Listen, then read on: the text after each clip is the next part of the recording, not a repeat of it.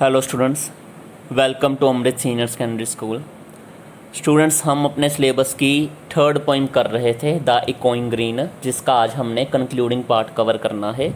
अभी तक हमने इस पोइम में ये पढ़ा कि कैसे बचपन में बच्चे जब खेलते हैं तो उन बच्चों को देखकर बड़े बुज़ुर्ग अपना बचपन याद करते हैं।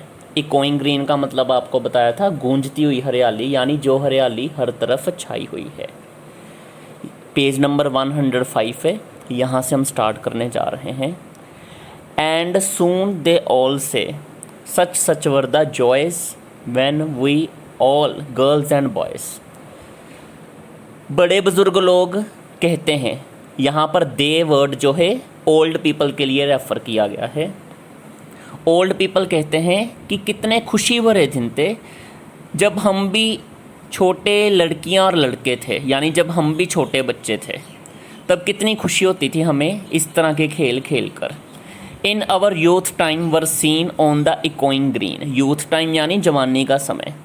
अपने जवानी के समय में भी हम इसी तरह हरे भरे मैदानों में खेला करते थे, शोर मचाते थे, और ये हरे भरे मैदान एक तरह से खुशी या प्रसन्नता का प्रतीक थे।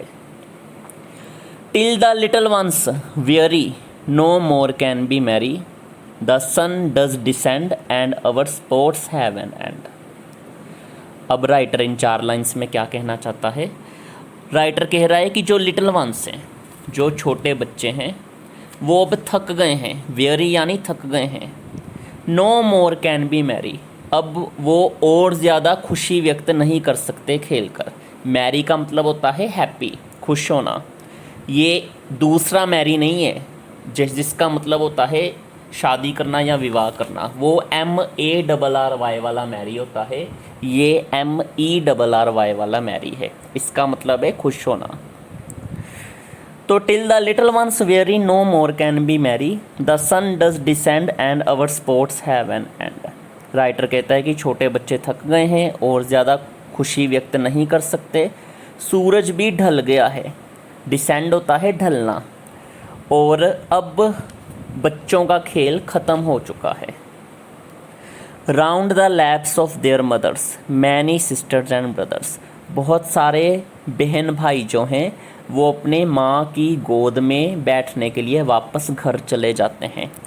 Like birds in their nest are ready for rest.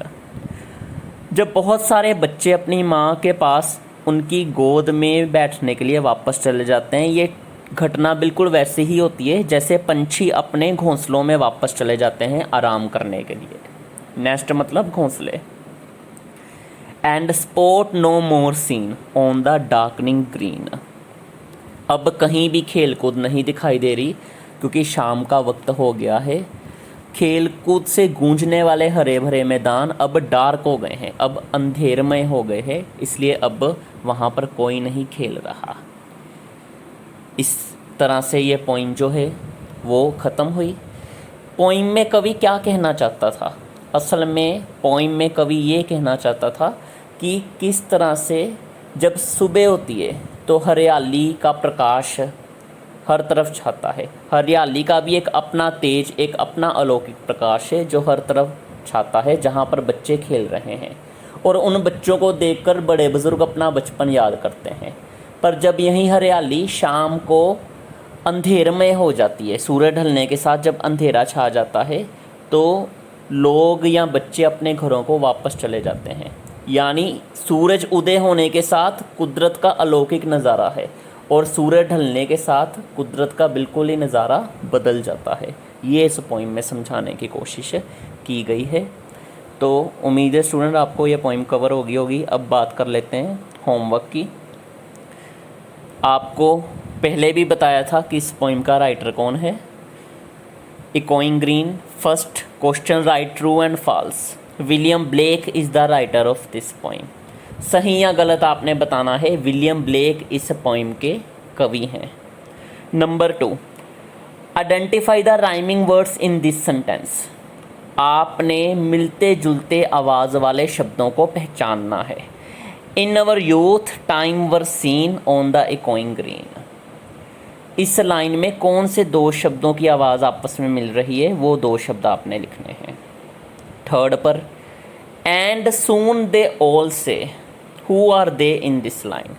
आपको एक लाइन दी गई है एंड सून दे ऑल से, यहाँ पर दे किन लोगों के लिए रेफ़र किया गया है, उन लोगों का आपने मेंशन करना है। फोर्थ पर वर्ड मीनिंग्स हिंदी पंजाबी में मतलब आपने लिखने हैं। Youth time, descend, weary, merry and nest, इनके मतलब आपने इनके सामने देने हैं हिंदी और पंजाबी में। फिफ्थ पर भी ट्रू एंड फॉल्स है। Children start their sports when the sun descends. जब सूरज ढल जाता है तब बच्चे खेलना शुरू कर देते हैं, ये सही या गलत आपने बताना है। Number sixth, fill in the blank. Sisters and brothers are compare to dash in the nest. बहनें और भाइयों को डैश जो कि नेस्ट से रिलेटेड है उनके साथ कंपेयर किया गया है। यहाँ किस डैश की बात की गई है, जो नेस्ट में जाते हैं, जो घोंसलों में वापस जाते हैं, उनका आपने डैश में मेंशन करना है। सेवंथ पर देखिए, till the little ones, who are the little ones in this line.